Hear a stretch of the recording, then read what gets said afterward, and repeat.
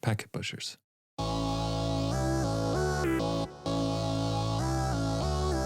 Hey, everybody, and welcome to this week's episode of Packet Protector, the podcast at the intersection of networking and security. I'm Jennifer J.J. Manella here with Drew Conry Murray, and we have a fantastic guest for you guys today. We're talking to Chris Greer. Chris is a Wireshark trainer and consultant specializing in the art of packet analysis. And if you've ever done anything like try to learn about Wireshark and Googled Wireshark training or looked at YouTube, you've probably seen one of Chris's videos already before. He's got some great training out there. So we're going to talk to Chris about packet analysis, Wireshark, other tools. We dive into a little bit about who and what Wireshark is, because it is its own independent nonprofit now. There is an event coming up in June that's in person over here on the East Coast. So we'll talk a little bit about that. And then, just diving into packet analysis in the context of security, how that works, when to use it, when to use a tool, when to use a human. And Drew? Yeah, if you think that packet analysis is just for the networking side of the house for troubleshooting, Chris has some surprises for you. It is definitely an InfoSec tool. Yeah, I wanted you to say thrunting. Oh, sorry. And thrunting, of course. Our threat hunting, thrunting. Yeah, so Chris digs into using packet analysis and threat hunting and incident response. Let's get going with Chris. Okay, Chris, just in case somebody listening doesn't know, because we have a breadth of listeners here, let's just give us the nickel tour of what is packet analysis as a starting point. Okay, thanks for that question. And I think it's a good one to cover, especially given the first word of this podcast. We do protect them. So what are they? So packets are basically a basic data set. It's a basic data unit that is exchanged between machines. Right now, we're all communicating in words. Those words go together to make sentences. Sentences all go together to make thoughts that are exchanged. And if I say, hey, JJ, did you hear me? Do you understand? I wait for a response, and JJ says whatever comes to her mind. Yes, I heard you. An acknowledgement. So packets are very similar to that in the way computers and systems communicate. So they exchange packets over a packet switch network, which is what networks we refer to today. And analysis is simply recording and replaying and analyzing that traffic to see if there's any types of hitches, glitches, or any type of strange behavior within that traffic. Really, you could relate it to recording a conversation. Right now, we're recording this, and the listeners are listening into it. But just imagine if they were analyzing the conversation that we were having. Like, why did it take JJ half a second to respond to that question? Sometimes JJ is slow and there's a little mental latency happening. She was sipping her coffee, right? So we need to get JJ that coffee faster. And maybe Chris was having a problem processing the acknowledgement. So maybe the acknowledgement was lost and he never heard it. So then JJ's got to acknowledge again. So exactly that idea is what packet analysis is. It's listening into conversations between computers. Drew? Yes. Since we have Chris, I think at the end of today's show, we should make up our own little packet cheer. Like, we love packets. Yes, we do. We love packets. How about you? Are you guys on? Are you on board for that? I love this. No. I'm going to be the stick in the mud, but you guys go for it. Drew's a hard no. I think Chris was on. That's okay, Chris. You and I, we'll circle back on this later. We'll get something cool together. So we just saw Drew give a reset. It's more of a vibe reset than anything. I did an application level acknowledgement. I was like, 200 okay, let's do it. I've heard about packet analysis in the context of networking, particularly around troubleshooting, but this is also a security podcast. So are there use cases for security? And if so, do you have examples? Yes. And I would go back to the first word in this podcast, the title. It's packet protector. So in order to protect them, it's good to understand them and what they do, what they say. So just a quick little backstory before I directly get into the meat of the answer.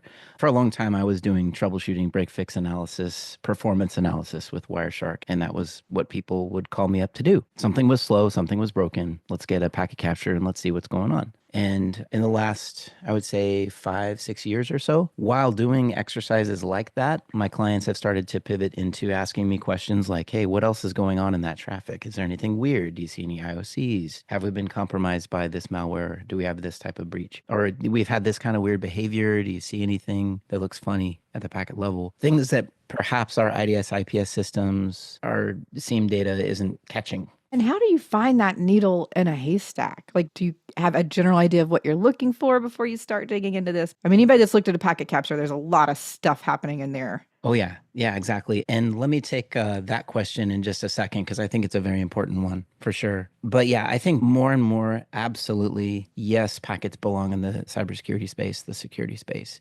And I think that the gap of knowledge in that space is a big gap. And that's why those that have seen any of my content on YouTube and otherwise have started to see me pivot more into trying to fill that gap of knowledge in the cybersecurity space. And back to your question, JJ, how do you actually do it? How can you go threat hunting at the packet level? How can you support, validate, and even fact check your IDS systems, not just hoping they catch everything? So if you'd like, we can chat just a moment about that question, JJ. Yeah. And we like to call it thrunting because of a friend guest that we had on the show one time. So feel free to use thrunting as you see fit. I think I heard that one. I like it. So you can thrunt the packets. Packet thrunting. I love it. Did we just come up with a new podcast title? Yep. We can work this into our new cheerleader. Sweet. Now I'm on board. If we're getting thrunting in there, I'm on board. Okay, so how do you find weird? Well, the best way to identify something as weird is to know what normal is.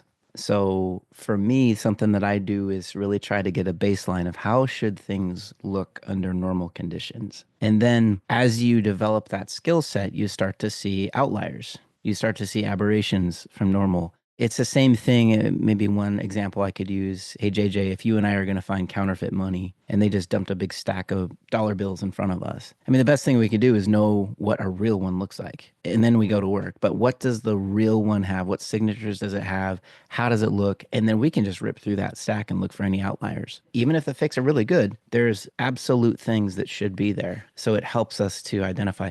So the wrong way to go about it is to try to study every counterfeit. The best way to go about it is to study the real one. Yeah. And I think that's true in everything with security or even troubleshooting, right? Like anything technology related. It's hard to jump into something and try to find that anomaly or that outlier if you don't understand how it normally could or should be working before you're looking for the weird thing. Absolutely. 100%. I mean, I would feel that way if I was just put into the cockpit of an airplane. Like, and if you ask me, well, what's going wrong? Well, the first thing is that a pilot is not in the chair, but right, exactly. The pilot's not Captain Obvious here. Yeah. Let's just say he was, and he was helping to fly the plane. Chris, your first job is to find what's looking weird in this cockpit. Well, I'm like, well, thanks. Everything looks weird. I have no idea what any of these buttons are, what they do. And I understand. So that's how Wireshark can fill in doing packet analysis at the beginning. And that's an example I use in my courses that I teach. Just, hey, this can feel pretty overwhelming. It looks like you're looking at the Matrix. It's like, what is normal? So that's why I advocate learning the mechanics of basic protocol structures. And I'm not talking about, tens and tens and tens of different protocols. Like you have to become an expert on 100 different protocols. I'm talking about there's just the Fab Five. If you learn DCP, UDP, IP, ARP, I'm going over 5, but just DHCP, DNS, just core protocols. If you learn how those things work under normal conditions and how should they work, let's look at some RFCs, let's look at some examples, let's look at our own environment. Then when there are strange things happening, it's so much easier to spot. Have you found anything juicy and fun and weird? Oh, absolutely. And a lot of times when it was already in play, when my client was unaware of it being there, and when they already had other systems in place to try to find it. One time I was doing some analysis for a client that I had, and we were troubleshooting a slow backend database problem. Like this whole application was just dog slow during certain times. So we focused our analysis there. We're trying to figure out how the application was communicating and so on. And during that, I found like this long running TCP conversation that was communicating directly to the database. And it wasn't going through the application array. And it was coming from this just strange address out there in the world. And I wasn't sure the complete architecture of the whole system, right? I was just looking at this one application. So I asked my client, like, what systems do you have out there? Maybe a cloud environment, maybe something that should be just going directly for this thing. And they're like, oh, that machine, that database doesn't talk out at all. So it's not like some backup service is hosted by a third, something normalish like that. That's where I was going. I was like, is this thing kind of phoning home somewhere that we know about? Because it looks like it's phoning home. And they said, no, that thing doesn't talk out. And I was like, do clients ever directly access this thing? Is there any reason for them to bypass the front end and go straight to that back end? And they're saying, absolutely not. That shouldn't happen. And I'm like, well, how about this conversation right here? And I'll stop the story there just to protect the guilty and the innocent, but sadly, it's becoming more and more usual. It's something that I find more often these days. Like they just have some strange indicators out there. And sometimes that can happen because these are conversations that are happening between machines that simply are communicating on parts of the network or across parts of the network where our IDS IPS systems aren't watching. They can't be everywhere. So I know you're All the stopping time. the story to protect the innocent and the guilty, as you said, but I'm assuming what the outcome of this is there was some unknown or unauthorized communication happening directly into that server that should not have been happening. Yes, it looked dangerously close to some C2 traffic that Ooh. was happening over a long running TCP connection, phoning home basically. And that's where their security team took over and did what they do. And that's, as a packet analyst, that's where, when you're for hire, then they're like, okay, thanks, Chris, bye. And I'm like, well, Don't what let the door happened, hit you guys? in the butt. All right. No, thank you. We appreciate you. I point them at the burning building and then now get out of here, So That's nice, but though, because look, incident response, I don't know, maybe you like it. I very specifically outscope incident response. That is not a fun situation for me personally. from my experience, I haven't had to be in that chair often. Usually I'm not called for incident response. Usually I'm called for performance weird issues and then, hey, what else is in there? Or here's a day's worth of my traffic. Do you find anything? Because I think it goes back to prevention is so expensive with so many things, health and otherwise. It's expensive to hire and maintain threat hunters in an environment. Have IT people that are skilled with packets looking for things that may or may not be there. And, sometimes I get involved in those types of digs, just like, hey, here's a few days of traffic. What do you find? Well, and it's hard to be proactive when everybody's dealing with fires all day. I mean, everybody's in tech tends to be just overworked and burnout. And Drew and I have had conversations about that for sure. Oh, absolutely. I 100% agree. I mean, all of us, when do you have time to burn on an exercise that might not be fruitful? So I understand, why that can be difficult. So back to your question, JJ, on how do you approach that? For me, I've just tried to really make it a point to understand how protocols work well. How should they work? Let's start with the TCP handshake. Where is it coming from? Where is it going to? What does it look like? What are the different field values within that handshake? What options are being exchanged? Do I have any open HTTP conversations going on? Do I have any old TLS versions? Because that's the thing, and we might talk about this in just a minute, but a lot of malware, spyware, badness that occurs today, sometimes I just call it lazy. It's not all that way, but some still has open web calls, port 80 stuff. Some of it's using TLS 1.0, 1.1. So those kinds of things are like, well, in 2025, no modern application should be doing that. So right there's a red flag. Although I'm wondering if in some engagements you still find applications using TLS below 1.3 just because that's how the application works. And if we change it, it could break. That's true. Yeah. But then there's the question, right? Like, hey, I see this to me weird conversation over 1.1. Hey, is this expected? And if they say, oh, yeah, we haven't popped up to 1.2. And I'm like, well, then, okay, let's do that soon first. But second, you were just able to confirm that that's normal. So now I can put that at least temporarily on the normal shelf and keep digging. You just mentioned TLS. So what about encryption? Because one of the interesting trends that we've seen and heard like from clients is I have been getting a lot of requests and seeing a lot of requests for like various, I don't know the right word for the product. What are they calling it these days? But basically products that sit on the network, watch all of the traffic, and then I'm going to call it behavior analysis and anomaly detection type of thing. But we're moving towards zero trust, we're moving towards encrypted communications, and we're moving towards, remote workforce. But let's just look at the encryption piece of it. How much of what you see on a traditional network is encrypted, and how much is that impactful to what you're able to do or see? I think those are very important questions that we have today because the myth is that, well, the traffic's encrypted, so what's the point in trying to analyze it? Right. Right. Or encryption renders your detection systems useless. Because one of the values of Wireshark or a packet capture tool is that you're getting header and payload if it's not encrypted. And suddenly if it's encrypted, you lose that view into the payload. That's true. But I like what you just said. With Wireshark, you get headers and payload. So with encryption, you just lose the payload. But you still got the headers with many protocols. So you still get the, source destination. You still kind of know what's going on. You just don't know exactly the communication that's happening, the contents. Yeah. Yeah, that's exactly it. And I'm back to your question. Do you see encryption everywhere on systems today? 100%. I mean, a lot of the real application carrying traffic is encrypted, but not all traffic is, for one, and not all protocols are, for two. Literally yesterday, I was doing an analysis for a client that was having some spanning tree issues at layer two. It's a layer two protocol. We were able to see how the switches were, their configuration was flipping and it was choosing a different root bridge way too often. So it was really messing with their experience as a whole.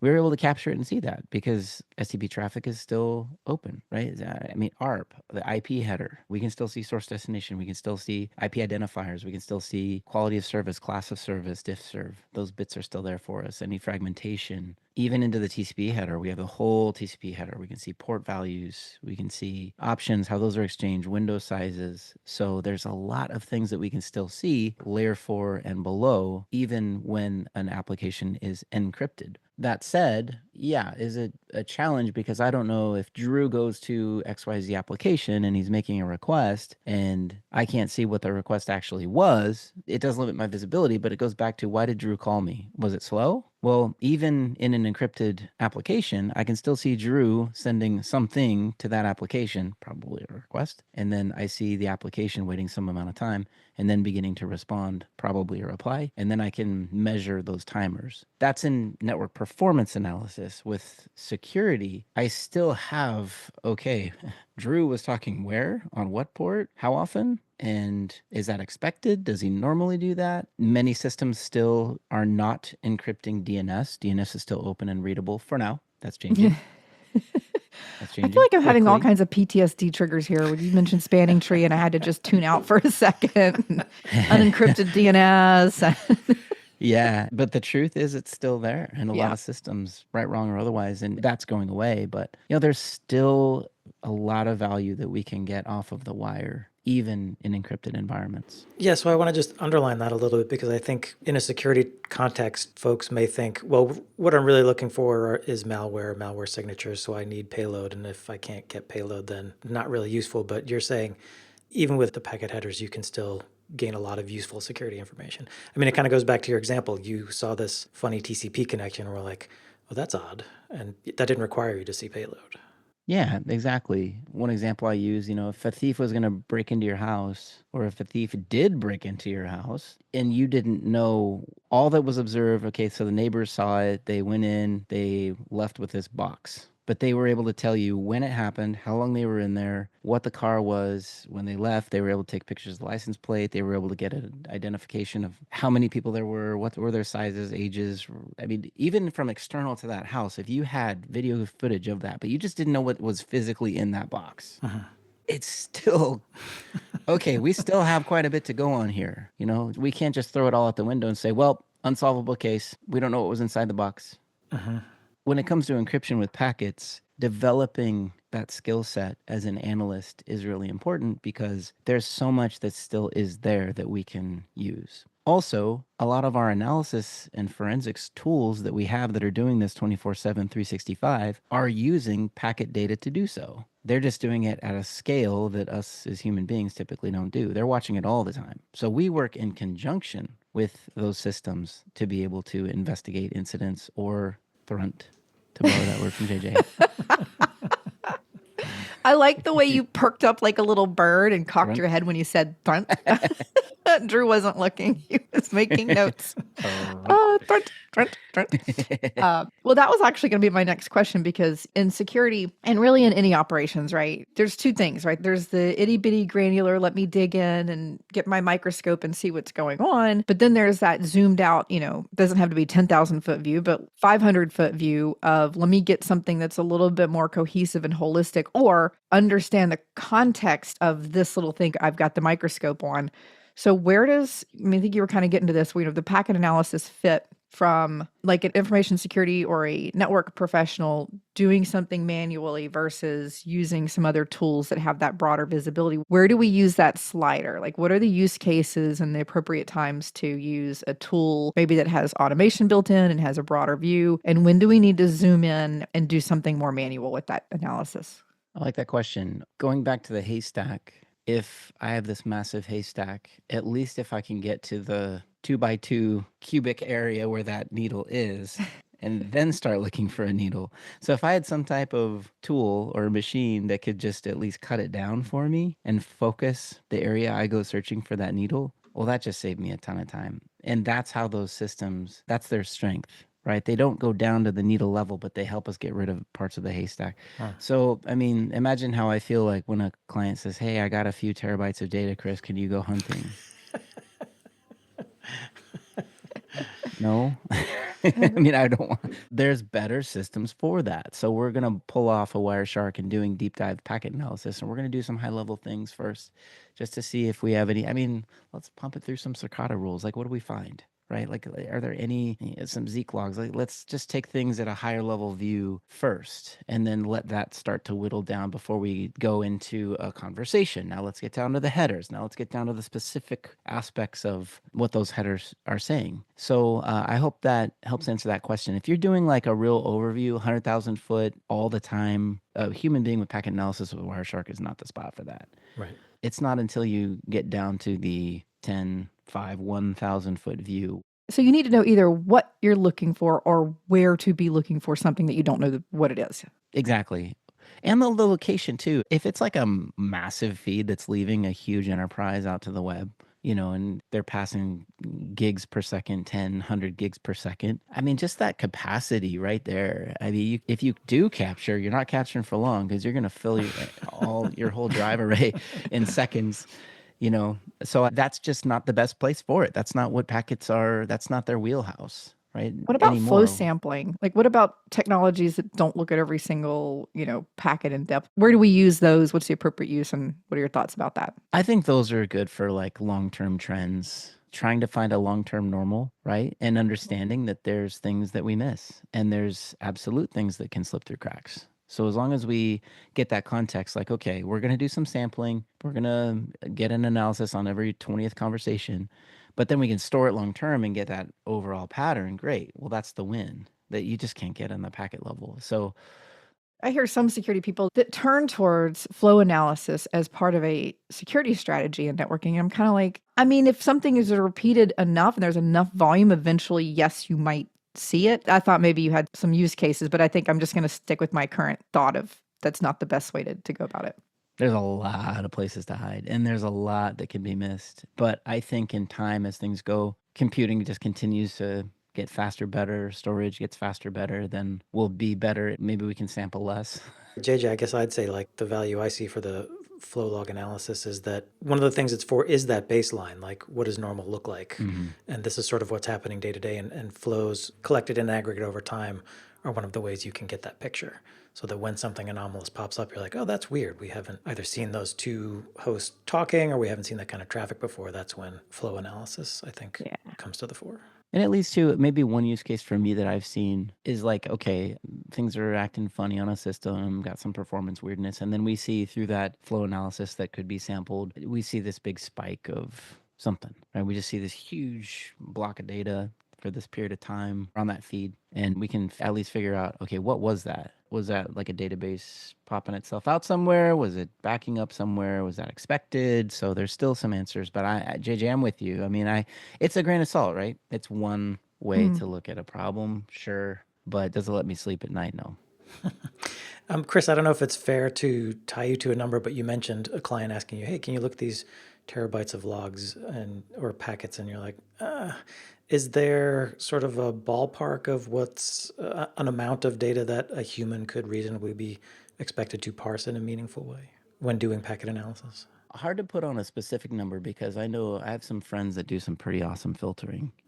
They can turn a terabyte into 1 gig pretty quick. What do you mean by filtering? Well, you can use, there's some tools within Wireshark. So Wireshark itself, well, I'll go to the command line. Like, on the command line, you have a tool called T-Shark, Terminal Shark. And one thing that you can do with Terminal Shark is you can take a ton of data and rip through it pretty quickly and extract specific things that you might be looking for. Like, I have a set of scripts that I use. If I'm ever in a case where someone sends me 100 gig of data, well, I can take T-Shark and just rip through that data and say, hey, pull out all the DNS, put it over here. Pull out anything that's less than TLS 1.2. put it over here. Pull out any HTTP, put it over here. And it creates a bunch of sub captures with just those data sets. So yeah, it takes minutes or hours to claw through it. But if I was doing that one packet at a time, yeah, weeks, months. But if I'm using T-Shark to do what it does well, then I can pre-filter. That's what I mean. If you're talking to a skilled analyst with a lot of experience, then it doesn't take a whole lot of time to go from hundreds of gigs down to a more readable packet capture. Just to give you a specific example with what I like to open, usually I like 1 gig or less once I open up Wireshark and looking at stuff. Wireshark as an analyzer is going very detailed and it's doing analytics while you open up the packet capture. So not only can it take a long time to open up anything larger than 1 gig, but it also, once you start applying filters and backing it up and applying another one, can take a long time. So that's why for me, usually a gig or less is what I like to work with. But then if I go north of that, or if I'm looking for more than that, then I start to go over to the command line to pre-shred it, as I say. Okay, so 1 gig sort of post filter. That's the output you like to work with. Okay. Yes, that's my target. And where that starts, and I hope this is answering the question well, but where that starts is how we capture in the first place. So I tell my clients, don't send me a 100 gig packet capture. Let's capture it from the get-go. So we'll start a capture, go up to a certain point and save, then start over, then save. Now they have 100 1 gig files. Instead of one massive haystack, they just give me 100 smaller ones. So then I can start asking, okay, so Drew, about what time did it happen? When did you start to see slowness? Now that gives me a time index. I can start to go to those packets that were around that time. I just reduced the haystack for myself. Now I'm going to focus on those PCAPs, and then I can still do some pre-filtering and ripping off some strange behaviors into smaller packet captures, making it more digestible for a human being to go in and open and start digging around. Thrunt. Chris, I feel like now I'm old. I had to re-download Wireshark recently a few times. But when I was using this tool, like it was called, well, we were arguing, is it ethereal or ethereal or like, so for those of us, because I do think there's a lot of value in, regardless of what you're doing in technology, if you want to understand how anything works or be able to troubleshoot something, I think packet analysis is such a fundamental skill to have. It's like in dance, like you can't learn social dancing, right? Partner dancing if you don't understand, your primary foot positions and body movements. Like it's never going to work well. And I kind of feel that way with, some of the basics and fundamentals, understanding the OSI model, understanding IP stacks. And I think the packet analysis is such a huge piece. So for anybody going into 2025 and thinking, well, I'm going to learn something new and I'm really going to dig into something, even if it's not specifically, oh, I want to learn Wireshark, but they want to learn this other thing. I'd love to kind of talk through kind of getting started because you've got some fantastic resources out there. But let's say somebody's sitting there and they want to they haven't really messed with Wireshark, or maybe they've downloaded it and kind of poked at it a little bit. We use it a lot when we do our wireless security training because there's all kinds of cool filters and things. Like you can really just see what's happening and then understand, right? Like you can visualize what's happening instead of just it being theoretical at that point. So how would somebody get started if they're listening and they want to dig into this a little more? Okay, there's several resources out there that are free that you can start with. We like free. Sure. I mean, Wireshark itself is free. So first download Wireshark, install it on your system. It's there for every type of system, which by the way, tangent, I was always like an ethereal kind of person. That's how I said it. Yep. Because Ethernet, you don't see Ethernet.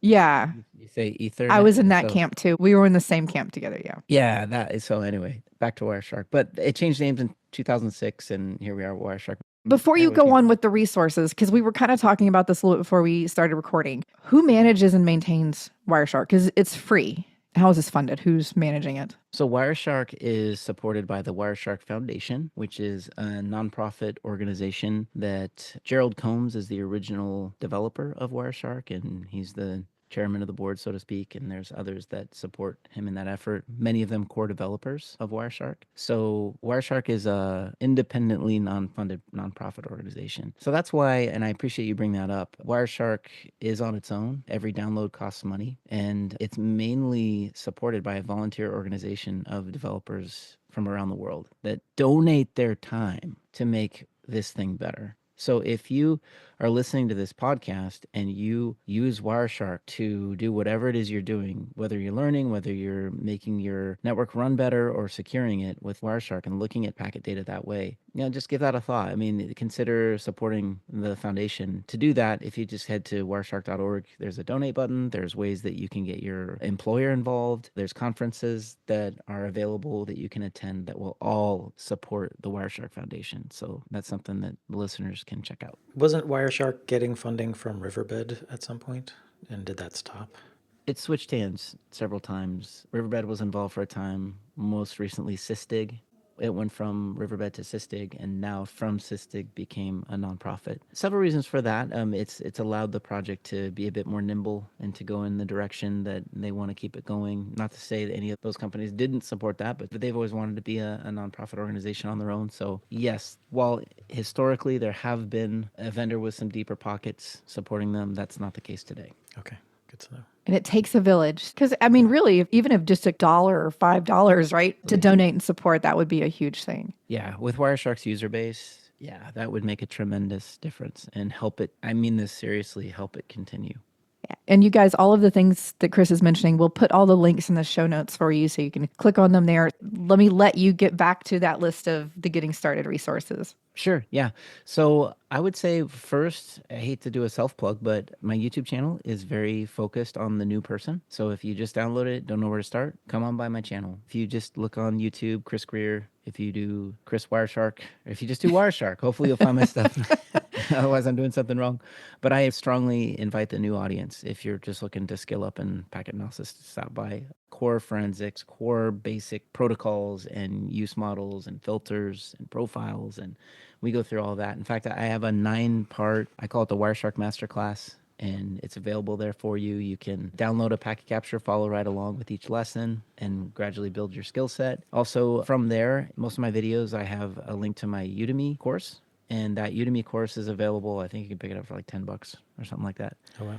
I just refreshed it for 2025. I literally just hit publish on it with brand new, fresh examples. I'm using a cutting edge version of Wireshark and all the new features and all the current filters that'll be helpful for people. Are there like other exercises or capture the flags or activities floating around out there that are good to kind of flex that skill? Yes. So something I do personally for myself, Try Hack Me, I think is a great resource. Try Hack Me, TRYHACK. Okay. Yep. If you head on out there to Try Hack Me, there's several Wireshark rooms, and a room is an environment where you put on a virtual machine and you have several different packet captures to open and look through. There's also several CTFs on Try Hack Me. Also some other CTF, I mean, if you just Google CTF and packet analysis or CTF Wireshark, I'm sure you'll find some. Pico CTF is another great one. Oh, yeah, Pico CTF. Honestly, like for the listening audience, I personally keep my eyes open for packet-centric CTFs to keep my skill set fresh, to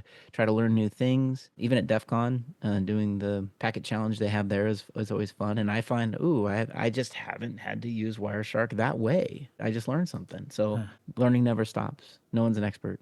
And if you are, it only lasts a day. So speaking of learning, you mentioned an engagement where you asked the client to get you, 1 gig intervals of 100 gig of traffic, which makes me think they maybe had some sophisticated packet brokering in place. Do I need that to start getting packets and using Wireshark?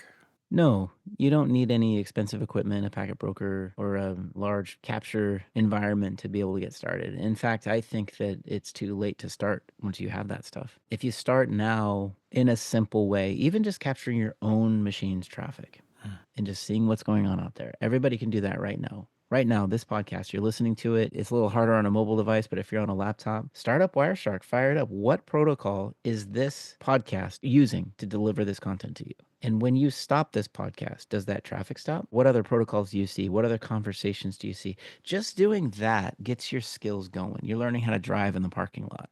You're going out to a mall when the shops are closed and you're just learning how to drive and park and back up and do the things before you head out on the highway. I can't tell you the amount I've learned about Wireshark and setting filters and how traffic works. Not for any bad reason, but just at a coffee shop, at an airport, board on a plane, just fire it up and see what you see. Oh, Chris is that guy.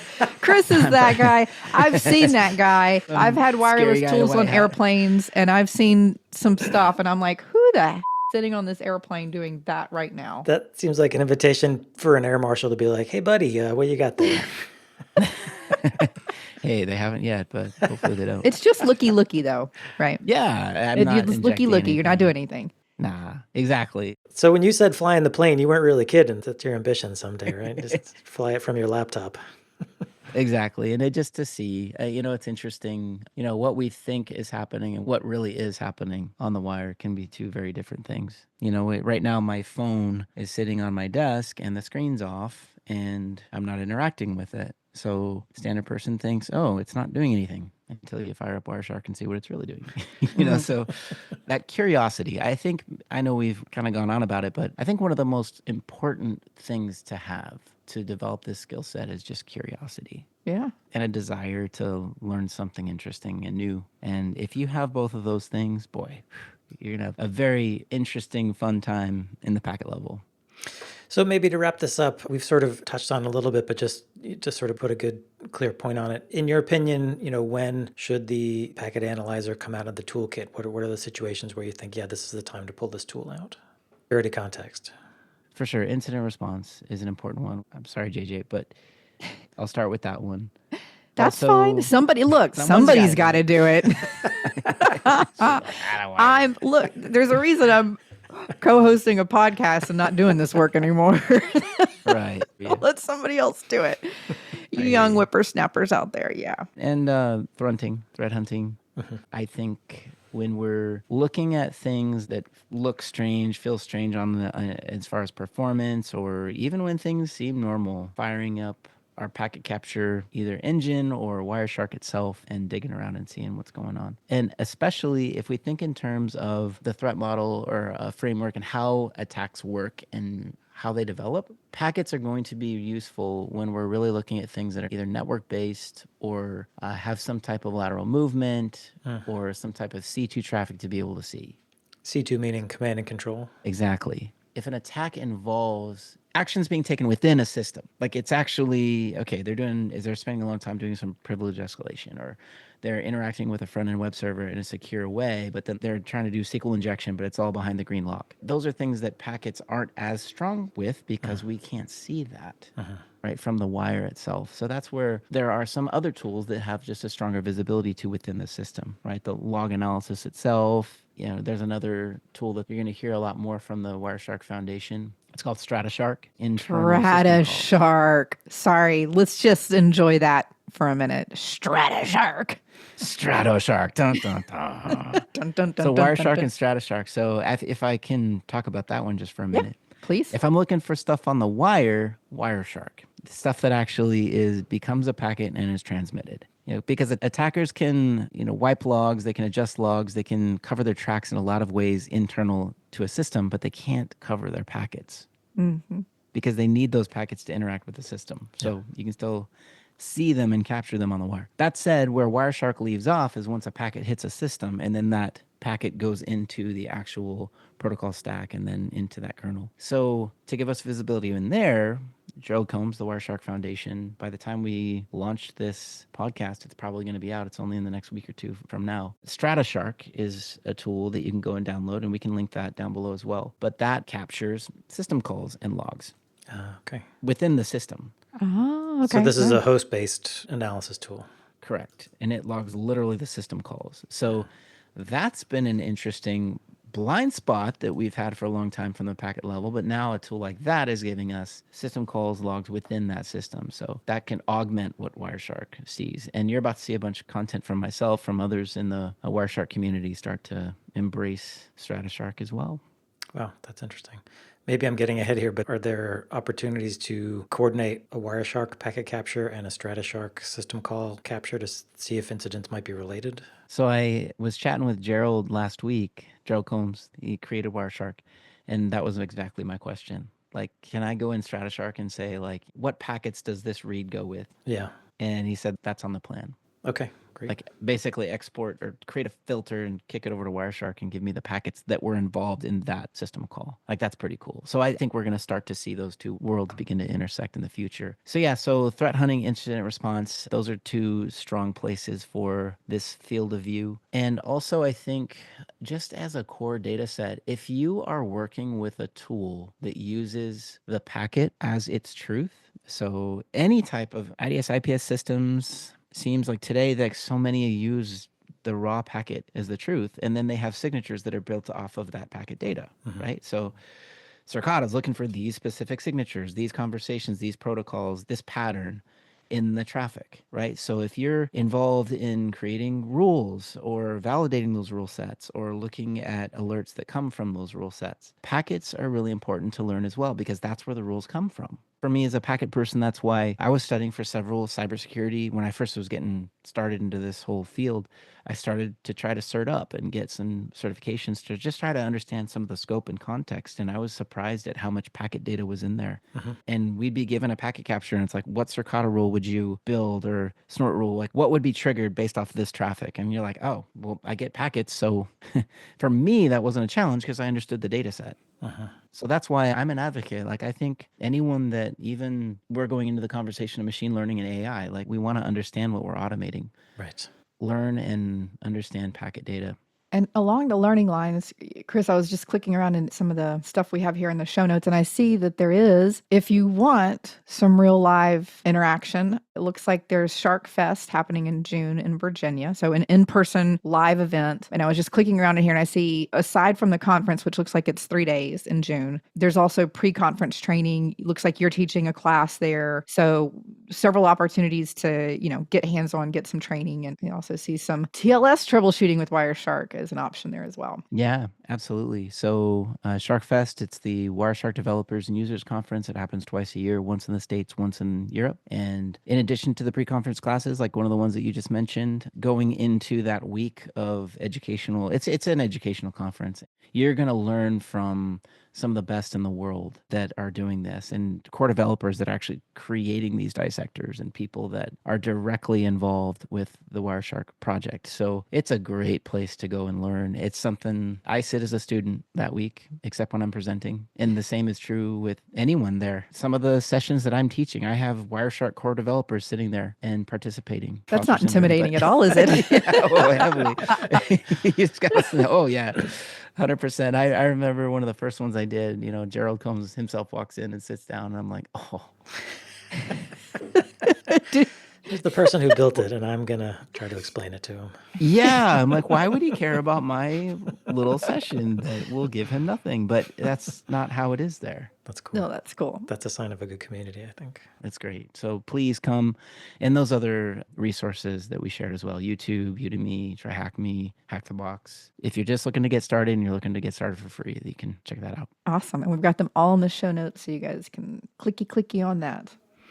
Yeah, Chris, thank you so much. This has been amazing. We'll have a ton of links in the show notes, but just as a reminder, if folks want to find you, your website is Packet Pioneer. You're also on YouTube, Chris Greer. Look up Chris Greer, Greer, and Wireshark on YouTube.